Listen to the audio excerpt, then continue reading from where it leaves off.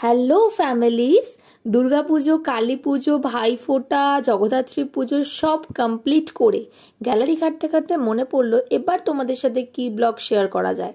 তারপরে মনে পড়লো সেই গেছিলাম জানুয়ারি মাসের 11 তারিখ আমি আর মা দার্জিলিং। সেই ব্লগটাও শেয়ারই করতে পারিনি তোমাদের জন্য, বিকজ আমি রেগুলার ছিলাম না মাঝে। তো চলে এলাম দার্জিলিং ব্লগ নিয়ে তোমাদের জন্য, এপিসোড নাম্বার 1। তো আমি আর মা চলে গেছিলাম দার্জিলিং।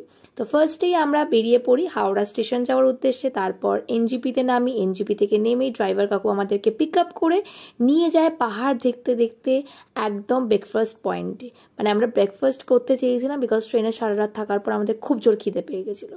তারপরে একটা সুন্দর সুন্দর সুন্দর হোটেলে যাই, গিয়ে আমরা চা এবং মোমো অর্ডার দিয়েছিলাম। বাট মোমোটার কোনো ফটোস ভিডিও আর নেওয়া হয়নি, আমার এত জোর খিদে পেয়েছিল আর এত লোভ লাগছিল।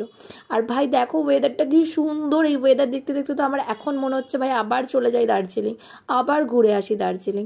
বাট যাই হোক, তারপরে আমরা চলে আসি ব্রেকফাস্ট করেই একদম ওখান থেকেই ড্রেস আপ করে কার্শিয়াং শহরটাকে ঘুরে দেখবো বলে, বিকজ হোটেলটা আমরা কার্শিয়াংয়েই ছিল ফার্স্ট ডে, মানে হোমস্টেটা। এরাও কি সুন্দর আই লাভ কার্শিয়াংটা লেখা ছিল।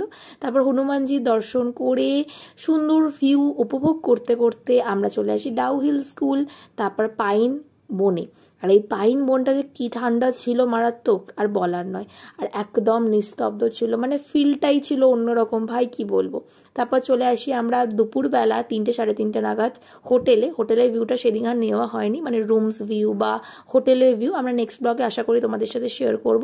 তো আপাতত হোটেল থেকে বাইরের দৃশ্যটা দেখো, আর নেক্সট এপিসোডের জন্য সাবস্ক্রাইব করে দিও। আর আপাতত লাইক কমেন্ট শেয়ার, টাটা।